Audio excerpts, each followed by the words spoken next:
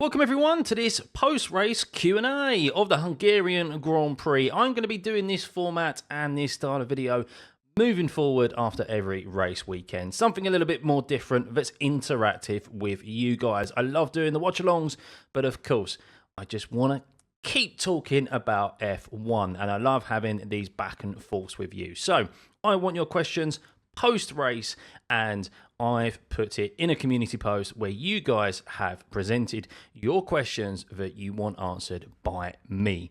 Now, I'm no expert by any means, but I have plenty of opinions and plenty of thoughts on F1 and what happened throughout the Hungarian Grand Prix, because, boy, didn't everyone have their panties in a twist? Jesus. So, lots to talk about, lots of questions to get through. So, let's get to it, shall we?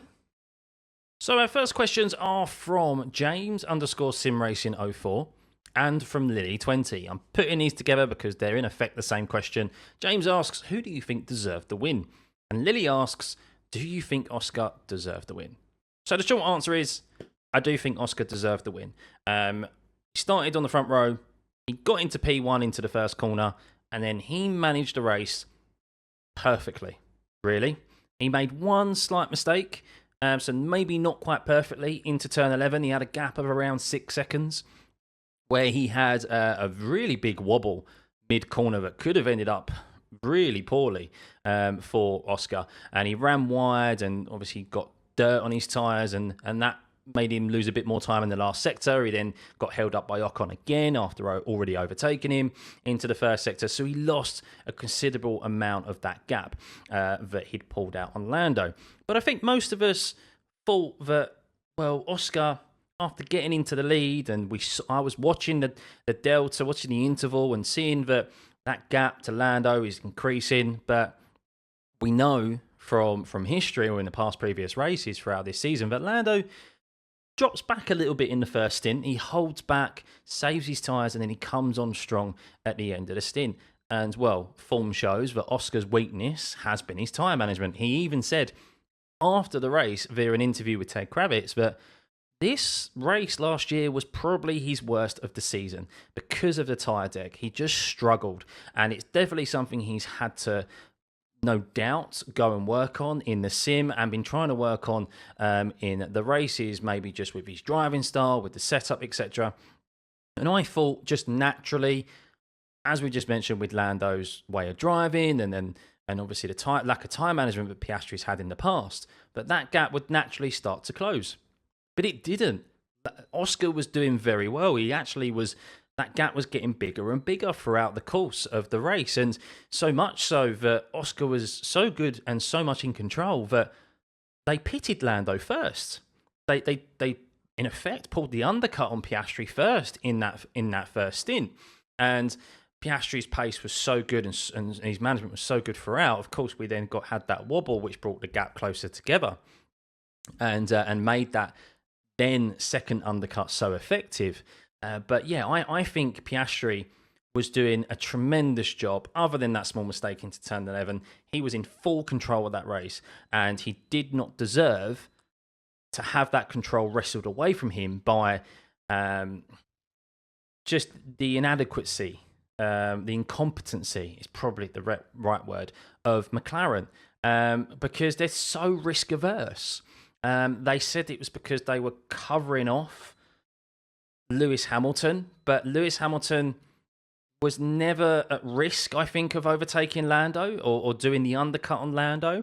And it was just maybe because they thought, oh, we're not going to be able to, we want that buffer of a pit stop. If we have a slow bolt going on the tyre or something, we can still get out ahead of him. But that's not what a top team, a championship winning team, should be thinking. I can guarantee you Red Bull will be thinking, well, we're so good at pit stops, we only need at most 2.5 seconds. We don't need 4 seconds. 4 seconds doesn't even come into their mind. Going over into 3 seconds would not even come into Red Bull's thinking when it comes to making a pit stop or putting an undercut off or something, to get them out ahead of a driver or to cover off a driver. Because that's a championship winning team's mentality. And McLaren showed they don't have that, in my opinion, still. And we've seen that already throughout the course of the season. Because Lando should have won about 5 of the last 5 races, arguably, but he hasn't because of him and because of, I think, because a mixture of the team strategy calls as well. But arguably, Piastri could have won his first race at Silverstone or in the past also. So, yeah, I think Oscar did everything right. Now, people will come straight back at me and say, well, Lando deserved to win because he started on pole position and he was quicker in the last stint. Now, yes, he started in pole, but he lost that pole position and was fortunate that really Max bowed out so soon, I guess, and wasn't able to hang it around the outside and had to give the position back. But Lando was only quicker in that last stint for a couple of reasons. Now, yes, the McLaren comes alive on lighter fuel and especially on medium tyres in the last stint. They should have put the medium tyres on at Silverstone. They potentially could have won the race. Lando definitely would have been stronger and could have taken it to Lewis Hamilton. Who knows what story that would be. But this time around, yes, Lando did the same thing. He did the undercut, and it's that strong McLaren in that last phase of the race, light fuel and on the mediums, where it comes alive. And Lando showed that. But there's a couple of things here with Oscar Piastri, why he wasn't as quick. First one is that Lando had 2 extra laps of prep with those medium compound tyres. I don't think people realise and understand how sensitive and difficult these tyres are. If you don't prep them correctly and bring them in up to temperature and try and rush it, which I believe Piastri did because he was given a bit of conflicting information when he came out of the pits.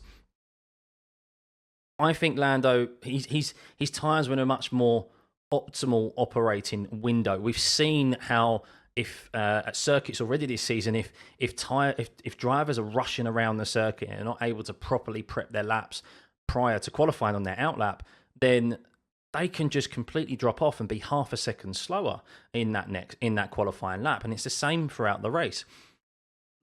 Oscar was told to go push from the get-go. He wasn't able to just bring them in. And then, as the stint went on, of course, the information's been relayed. Lando's going to give the position back to you.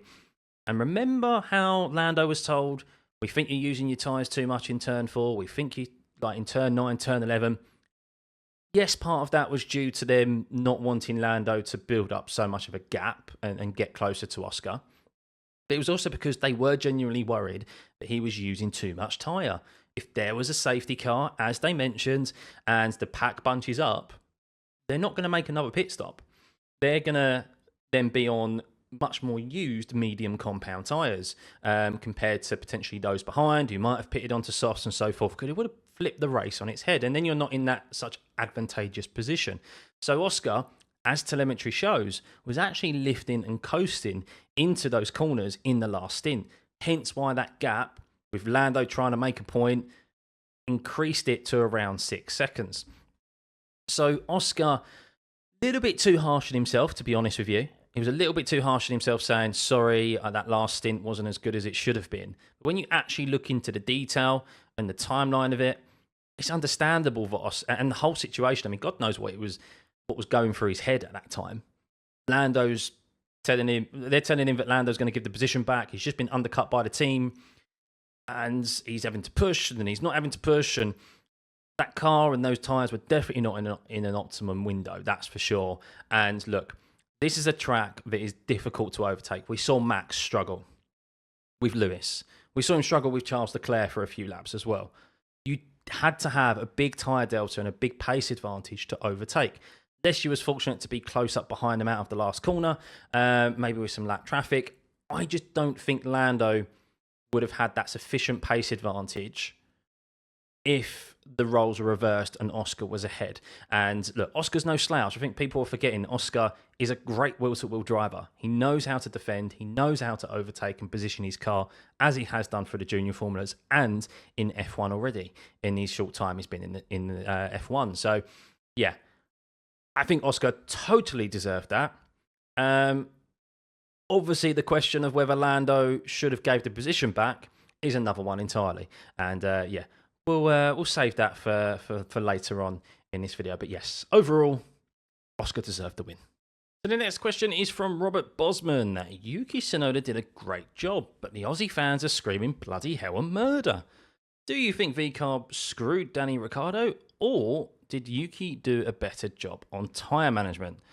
So, yes to both.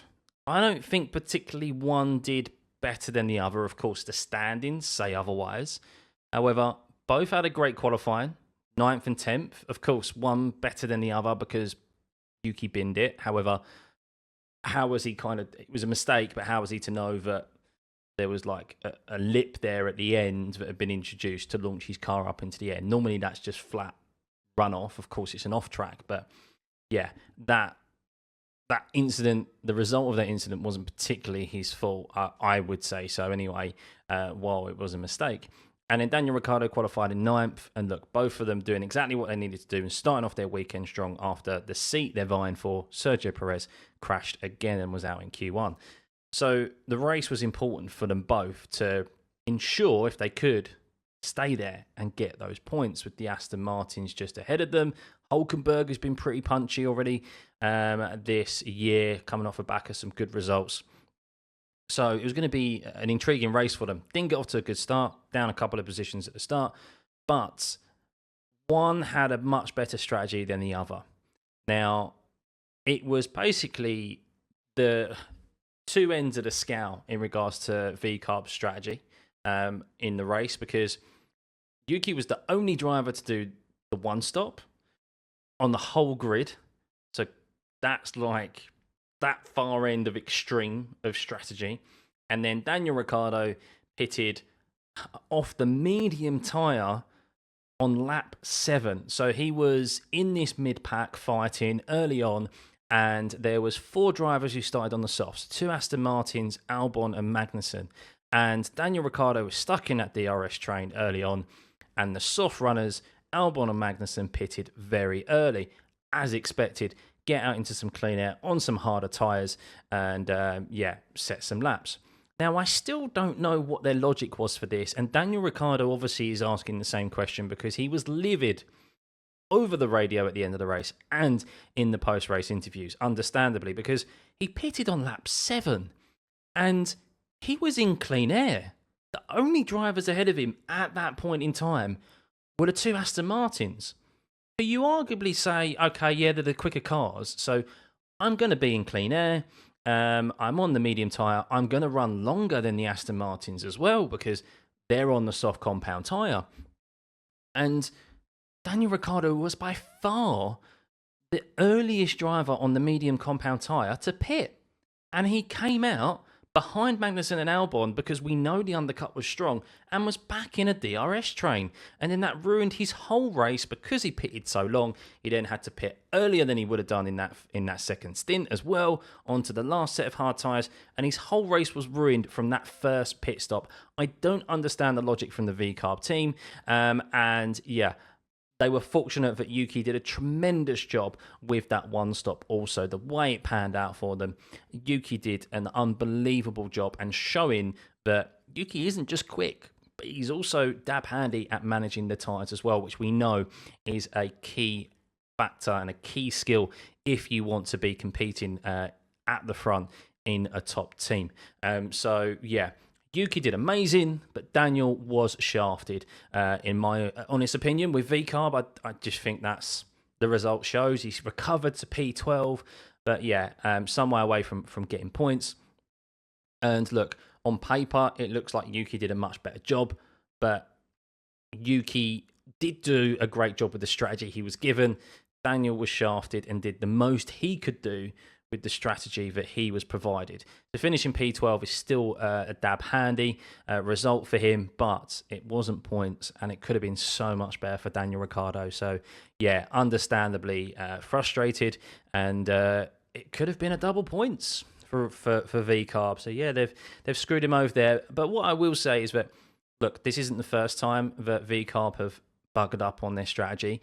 Yuki's been on the wrong end of the stick of some poor strategy decisions plenty of times in his years at AlphaTauri and this year as well. So, this is just adding to a very long list in poor strategy calls from VCarb, and they could be they could be doing so much better if they made better strategy calls. So, yeah, who knows? But I think it is, unfortunately, when it comes to Perez's seat, we'll get onto that shortly. I do think it's going to be one of those drivers who ends up in it. But I'll save that for another question. So, Max Verstappen had a very eventful race, didn't he? Not happy with his Red Bull team whatsoever over the radio. Of course, collided eventually with Lewis, and very lucky that his car was able to continue. But we have a few questions on Max, and the first one I think is really intriguing, because if you was watching or listening to the Sky commentary, don't know why you'd be doing that when you've got my watch along and my alternative commentary free on YouTube. But if you was listening to the Sky commentary, a certain Crofty mentioned a number of times the word sim racing. And Dan80 Racing here, Dan Mould, blast in the past, good to see you. You're well, Dan. Hope you're well anyway. Asks, do I think Max was right to sim race the evening before and the morning of his F1 race? Do I think the commentary team were a tad harsh in highlighting it several times on air?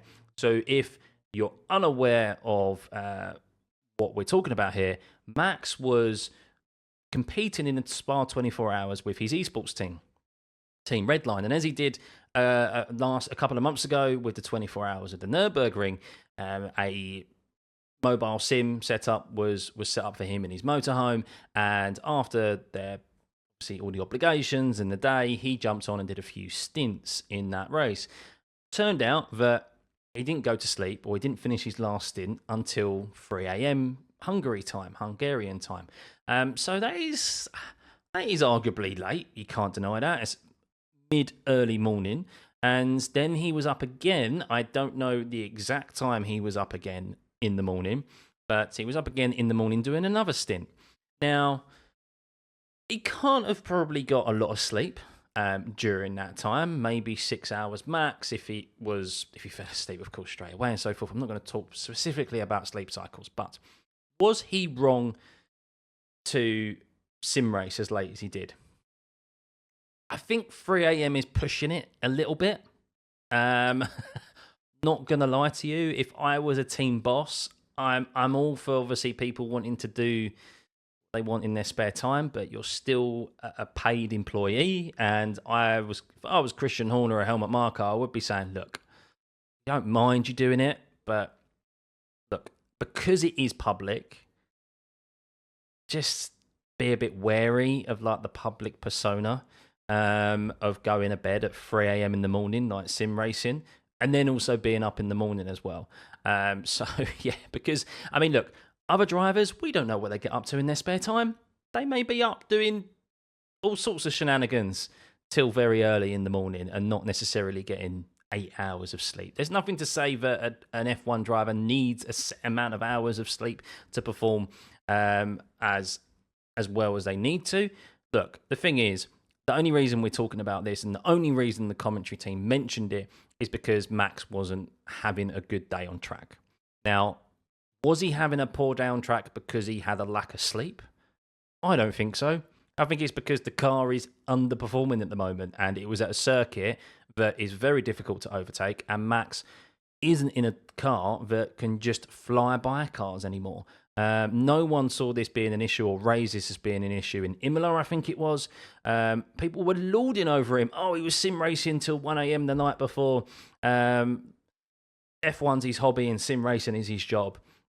So I don't see any problem with it as long as he can still perform out on track. I don't think what happens, and we'll get onto the incident because that is another question with Lewis, I don't think that is because of being sleep deprived. Because he's done this plenty of times, and we don't know the sleep schedule, as I said, of every single driver out on circuit. So I think that's ridiculous, and I think it's kind of boomer talk, isn't it? It's kind of boomer talk. David Crofty mentioned it more than one time. I mean, it's like, come on, calm down now. Like, I'm a big sim racer, as we know. That's part of half of what I do on this channel. And just, yeah, like, cut it out, mate. It's not because of sim racing that he's, like, having the tough time out on track that day. Like, in fairness to Max, the strategy for once with Red Bull wasn't great. And he does have, well, I'll not put it across in the right way over the radio, but he was right in some aspect of, I'm trying to recover this race from this shit strategy you've given me. Could have put it a bit more eloquently and a bit more politely, but yeah, Red Bull didn't give him the best strategy, and he was frustrated throughout, and he wasn't able to overtake as easily as he was. And we'll get on to the incident with Lewis Hamilton, shall we? Because the question posed by Jeff DeLeon in 1980, I hope I pronounced your last name correctly, was, who do you think is at fault for the Max and Hamilton incident? Well, I said on stream at the time, I don't think it should be a penalty, but Max is at fault. Now, after seeing it back from a number of angles, I do think Max deserves a penalty for it. Now, the reason for that is because Max ultimately ended up losing control of his car. When you lock up the car, that is a lack of control. You're out of control of the car.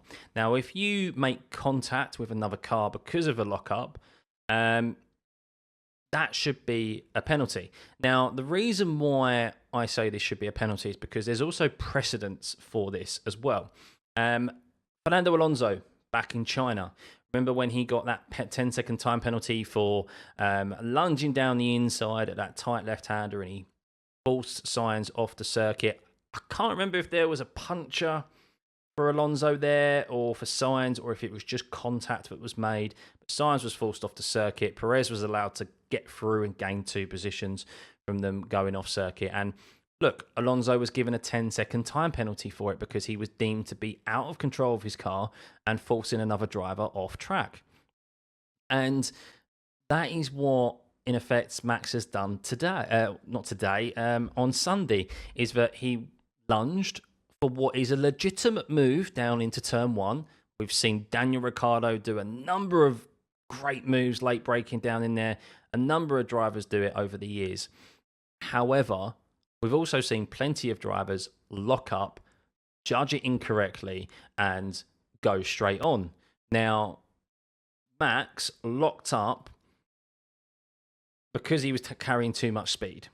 I watched it back. I didn't think he initially came from that far back, but he did. I think he was, obviously we know Max was angry at that point. The previous lap, he had failed to get round Lewis Hamilton, had said Lewis had left him no room, which was incorrect. He did leave him plenty of room, and he was struggling all throughout the race to overtake Lewis, and especially at turn 2.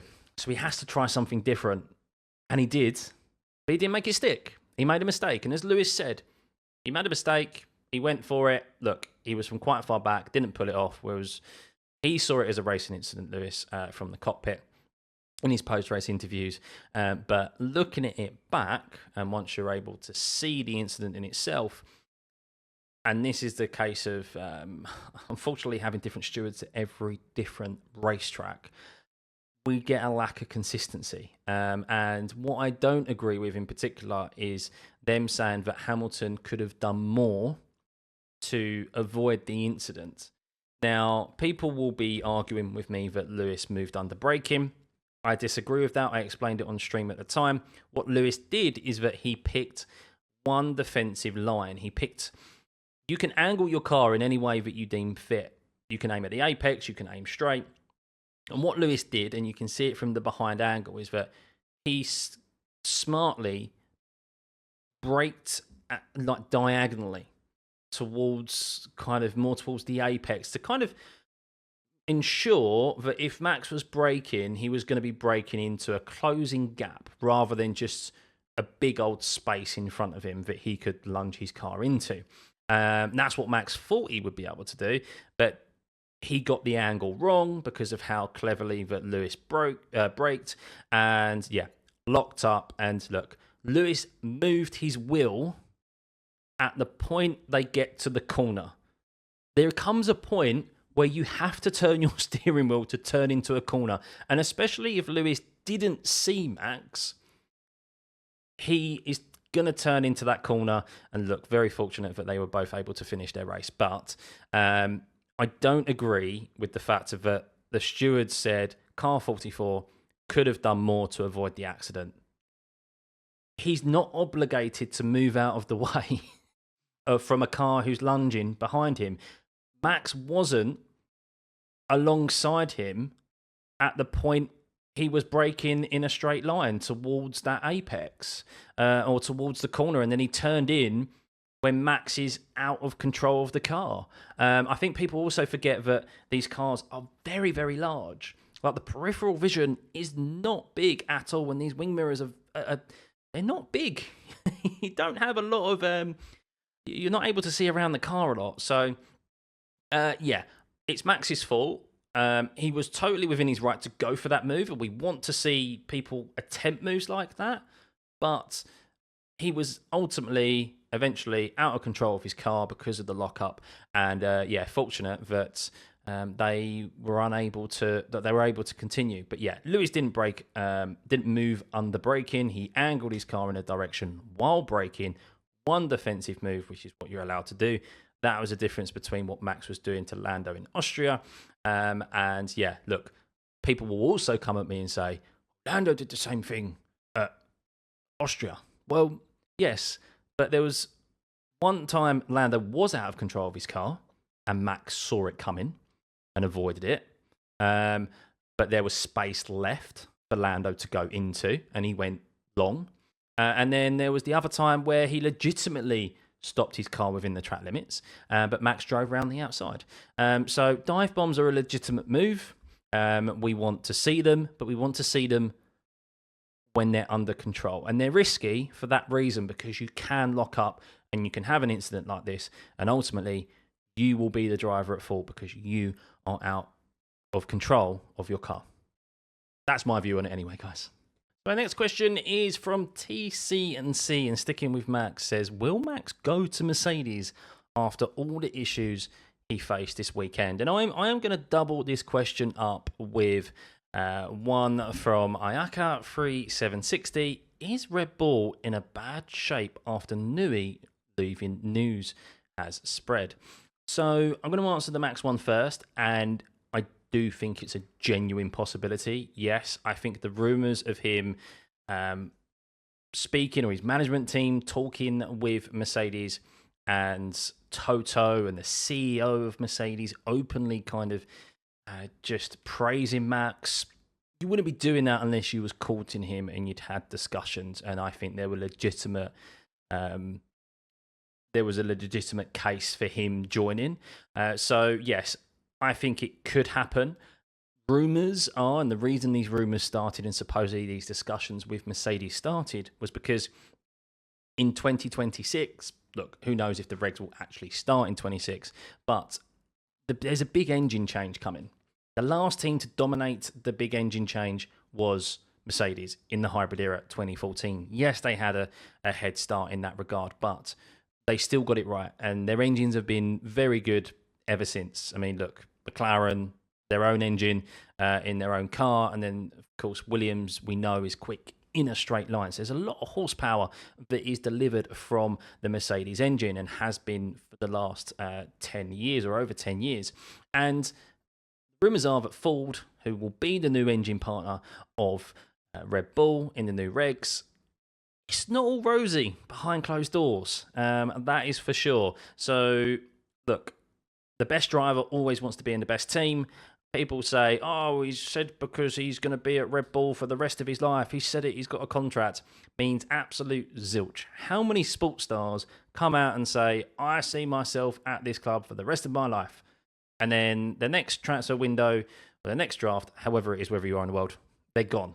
They're gone. And we know contracts mean zilch anyway, because all these drivers have clauses in their contract that allow them to get out if need be. So, yeah, I think it's highly likely. I think the key thing is here is that did we see the first cracks in Red Bull?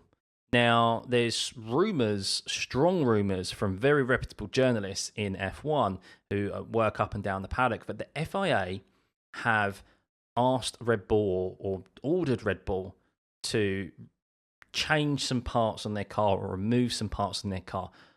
That information still hasn't come out, but is it a bit coincidental that they've now all of a sudden lost a lot of performance? So have they been nerfed, Red Bull, and we're not being given the actual answer for it? Quite evidently, that Red Bull, I mean, Max is having to work his absolute socks off to drag that Red Bull to the front of the grid at the moment. And he said a few races ago, I can't keep doing this. I can't keep doing this. And I think we saw kind of the tip of the iceberg of Max's frustrations and potentially the issues going on at Red Bull at the moment. I said a while ago, I don't think, of course, with the scandal of Horner and so forth, I don't think that power struggle for the team is all done and dusted. I think it's just not out in the open for everyone to know about at the moment. And I think there's some serious kind of internal issues still happening in that team. We see it like kind of peer itself around the door every now and then. Jos Verstappen and Christian Horner, was it a couple of races ago? So I think it was Austria. Verstappen, Jos was supposed to drive the Red Bull car, and then an argument between the two or something. I don't know, but look, always not well as what they would like it seemed to be.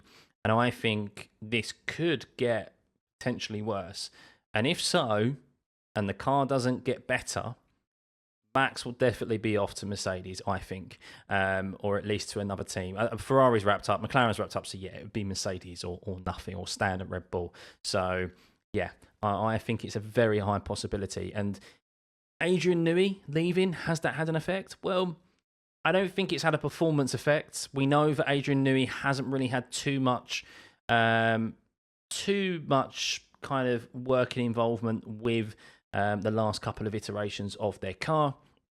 More of in a consultancy role. He's been more focused on the Aston Martin RB hypercar situation. Of course, that car was that track day car, unbelievable. The RB car was announced at Goodwood Festival of Speed, so that's where his focus has been. I'm sure, obviously, if his input has been required, he would put his input on it. But yeah, I don't think it's because of that. I think it's more so other teams have caught up. There was a ceiling that Red Bull hit. How high was that ceiling? And I think the performance gains now of Red Bull are very minimal. As I mentioned, the FIA, have they nerfed them? That's a very strong rumour at the moment coming from reputable journalists. And yeah, Newey leaving is not primarily due to him wanting to retire. It's due to these internal issues that I just mentioned. That's supposedly why Newey is leaving. He's not happy with the way that the company's being run, i.e. Horner, and yeah, he's decided to go. Who knows if he'll even stay in F1? I think the longer it's going on, obviously he's on his year kind of gardening leave. He's on his year's notice. So yeah, I think he might not even stay in F1, Newey. He's 65 years old. But yeah, I don't think that's necessarily the reason why Red Bull aren't performing at the moment. I think it's more the internal issues, potentially the FIA pegging them back a little bit, but being sneaky and not telling us what they've actually done to their car. So sticking with Red Bull, I've got a few questions about that man, Sergio Perez. Oh dear, where do we start with Sergio Perez? Well, we have a few questions on him, and Levy Gaming first asks, do you think that we'll still see Perez in F1? Devil.cc asks, if Perez loses his Red Bull seat, who will replace him and why? And Taco Plane 91, member and mod of the channel, asks, do you think Perez had a good drive, or was it just Red Bull's strategy carrying him to a better finish? So, where do I start with Sergio Perez? I think we have to start with, is his place in F1 still secure? Will we see him after the summer break? I am going to say no. I think now you have to make a change. How can you not? Saturday was the final nail in the coffin for him, I think. We know that there's performance clauses in his contract that have been leaked out. We don't know the specifics of those performance contracts. Supposedly, there's a rumor going around if he's 100 points behind Max Verstappen by the summer break. But look, he needed 2 uneventful free Hungary race and Spa race. 2 races before the summer break where we know it's commonly referred to as silly season. That's where a lot of driver movement occurs and contracts are announced and so forth, and where Red Bull have previously swapped drivers around in their teams. And yeah, you can't defend it anymore. I said it on the Saturday. He was the only driver. Yes, Yuki obviously made a mistake, ran wide, but he kept his foot in it because normally that's just flat on the outside there and got caught out by the lip.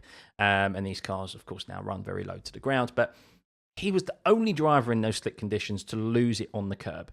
A driver of his experience shouldn't be making that mistake. And this is the thing, is that his race on Sunday was much better. He recovered very well, and his pace looked to be much better than George Russell.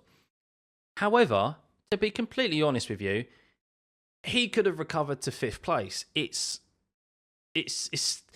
That's totally irrelevant, in all honesty, because if he finished to 5th place, he should have been starting up on the 2nd row alongside Max and fighting for the win.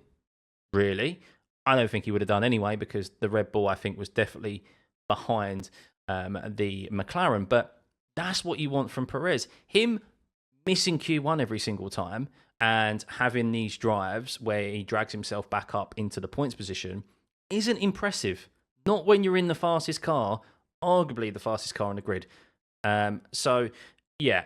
And also, he's costing Red Bull so much money at the moment.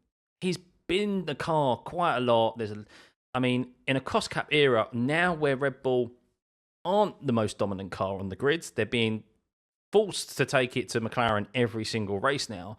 And every now and then, Ferrari will dip in and Mercedes as well.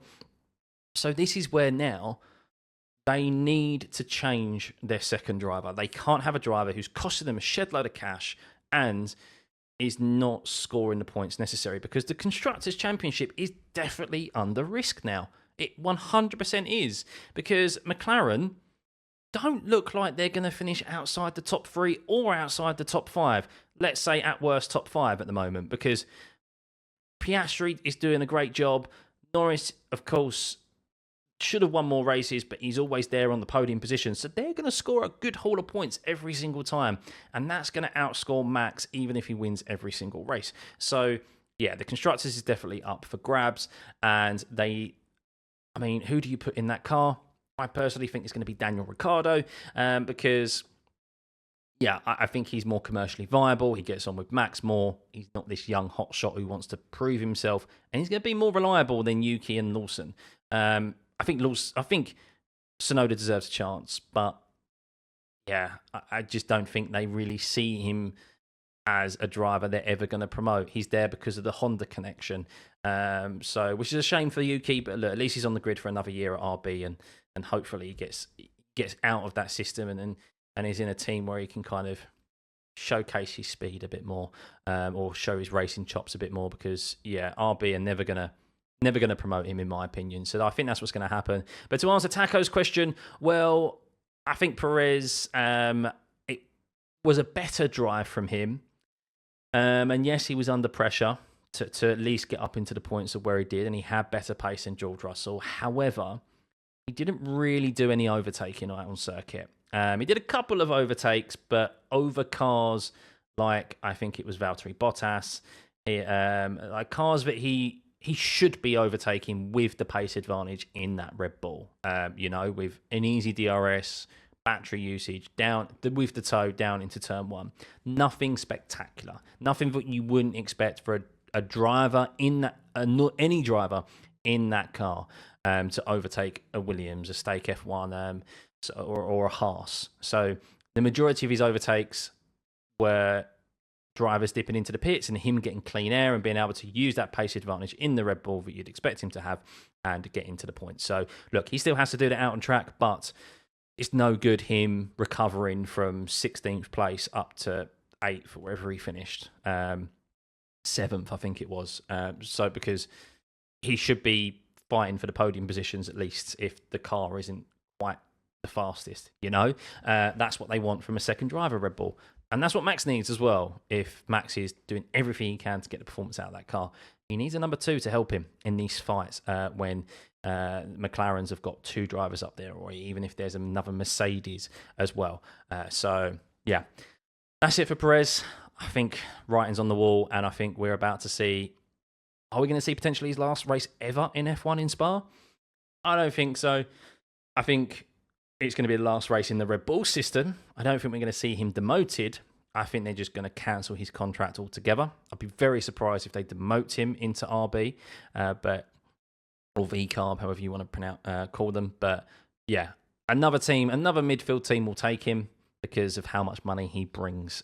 He's still he's definitely in the top 3 of the most supported drivers in the world, and there's no way a team is going to pass up on that cash.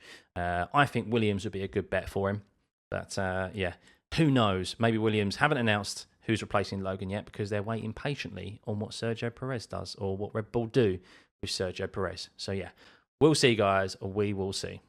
Now, this weekend wasn't too bad for Aston Martin.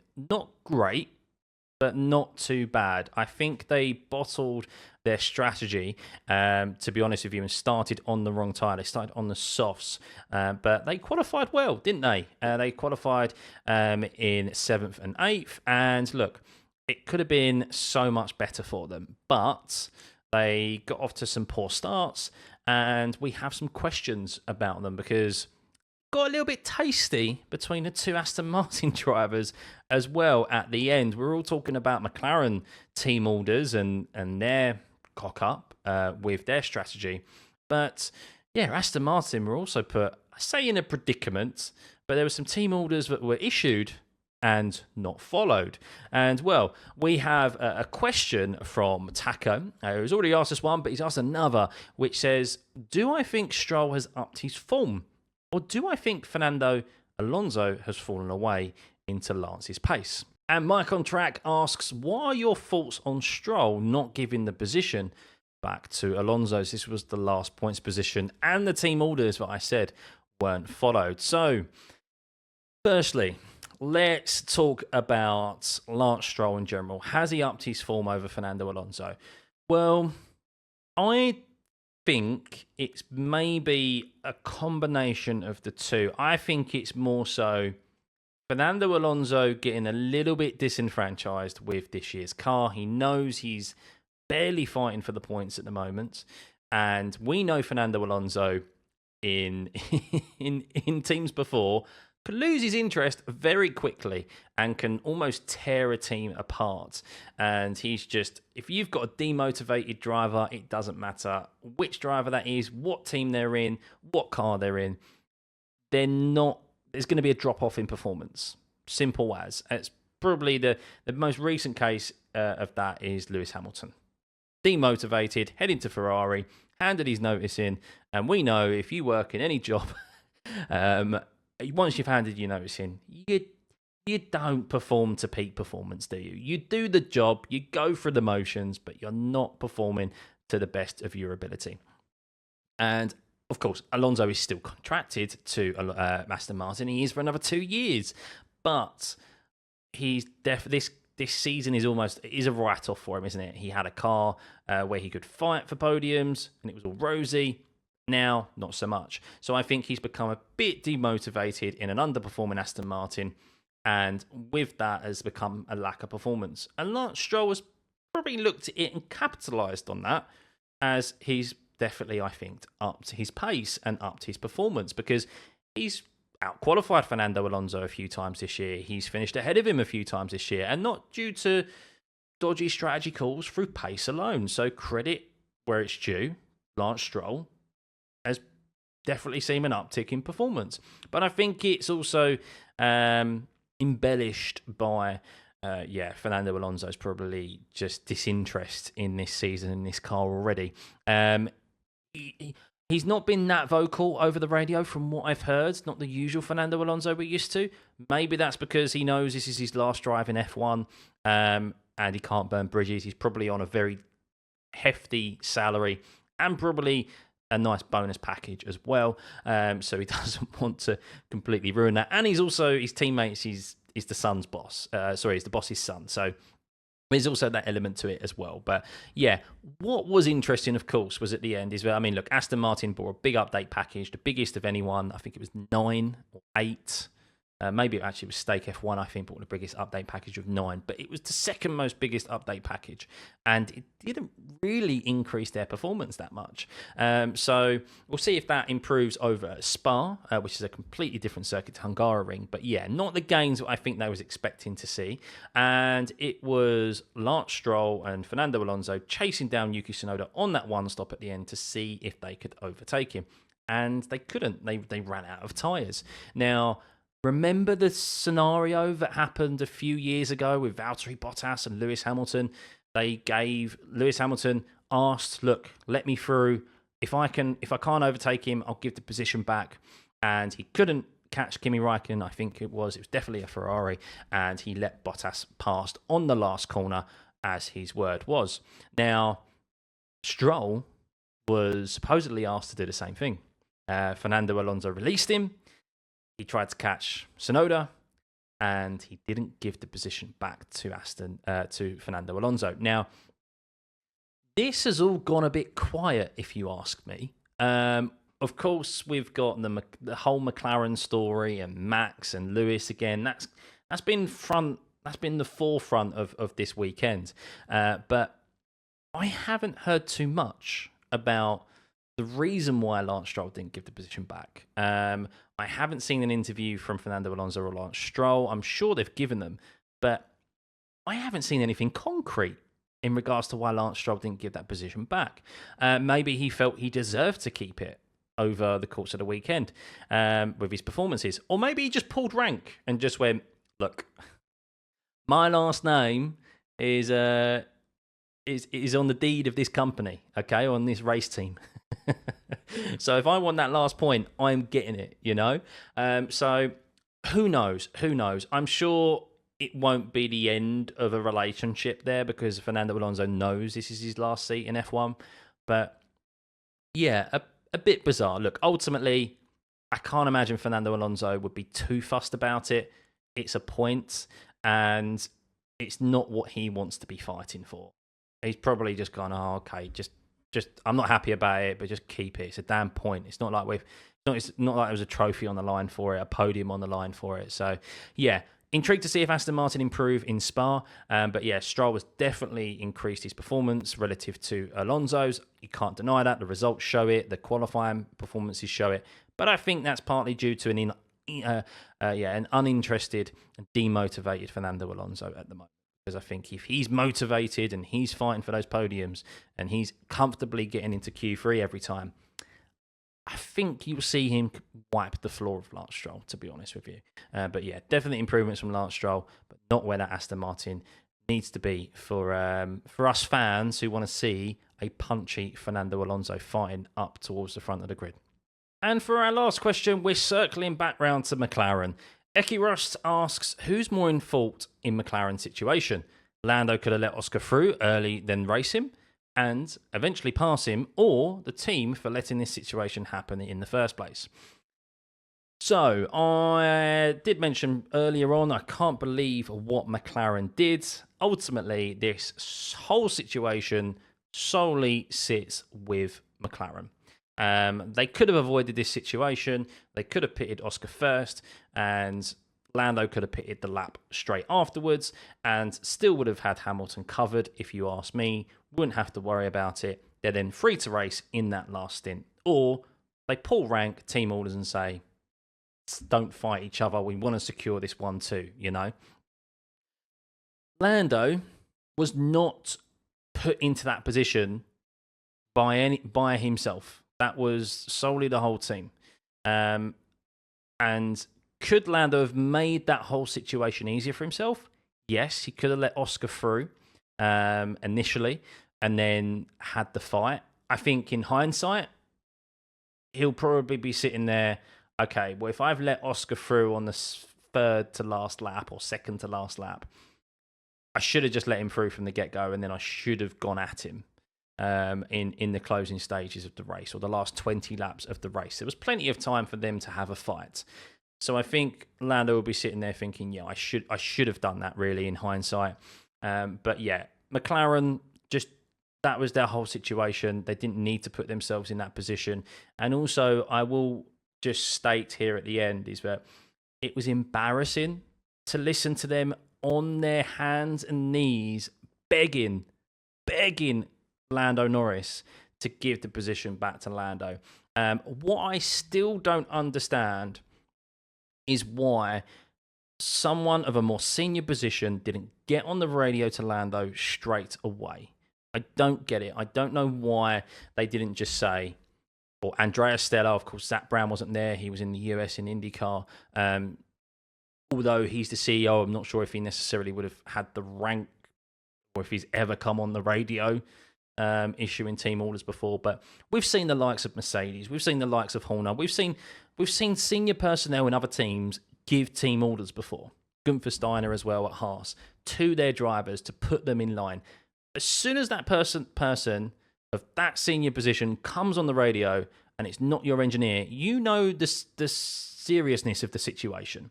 You know there could be repercussions if you don't listen to this team order issued from this senior personnel. And I don't know why McLaren didn't do that. And it's a lack of management. They've a lack of strategy management or management in strategy. And it's also just a lack of management. Nico Rosberg was grilling and lecturing Andrea Stella afterwards about what he should do. Of course, Nico Rosberg famously had his fight with his teammate Lewis Hamilton all those years back, 3 years in the hybrid era. And I mean, he knows better than anyone. And he was telling Andrea Stella, you need to be more precise with Lando. Don't be wishy-washy. And Andrea Stella was just like, oh, okay. But that's what Lando needed. He needed it in Silverstone. He needed that decisiveness. And he needed a senior personnel member to come in and say, you need to give this back to Oscar. Give it back immediately, and then you are free to race. But, like, that's all it needed. And I think Lando probably would have done it sooner. He would have bit back a little bit. But then I think if the team principal then is continuing to have a conversation with Lando over the radio and puts his foot down, I think Lando would have done it sooner. But the fact of it, he was being begged to by his engineer was just embarrassing for the engineer, embarrassing for the team. And I totally understood every argument that Lando put back to the engineer. And should he have held on to it? Probably. If he wants to win a championship, he probably should have held on to it. However, the ramifications of team morale after that would have been very low, probably. Very low. I mean, look, Oscar's win was bittersweet anyway. He probably didn't celebrate it as much as he would like. But look, there's no one to blame but the McLaren team. But yeah, look, if there is a 7 points difference between Max or the constructor, between Max and Lando at the end of the season, or less than that, Lando is gonna be. I can only imagine the conversation. I'd love to be a fly on the wall, that's for sure. Because look, we've already mentioned, is this the cracks that we're starting to see at Red Bull? Could have been the first advantage that Lando could have taken, and the first big haul of points he could have taken out of Max there. So, yeah, we will see. But wow, that is the end of this of this Q&A. Oh, apologies. There's one more question. Knuckles Sandwich asks, who is going to get the most wins this season out of Oscar and Lando? I do think it will be Lando. I do think Lando will win more races than Oscar.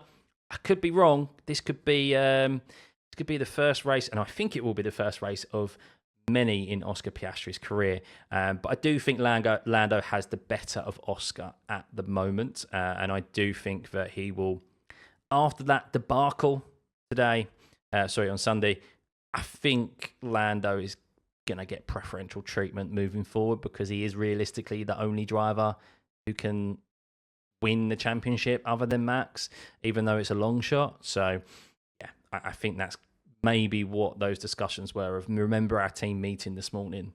Maybe it was, look, if Oscar gets ahead, we'll support Oscar and he'll get his first win, and then for the rest of the season, it'll be you, Lando.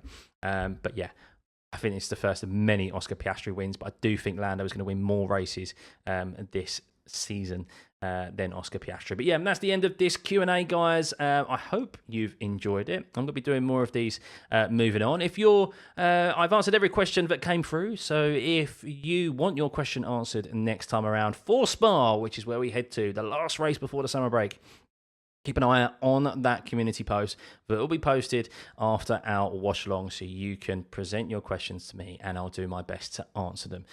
So yeah, hopefully this is the first of many of these types of videos.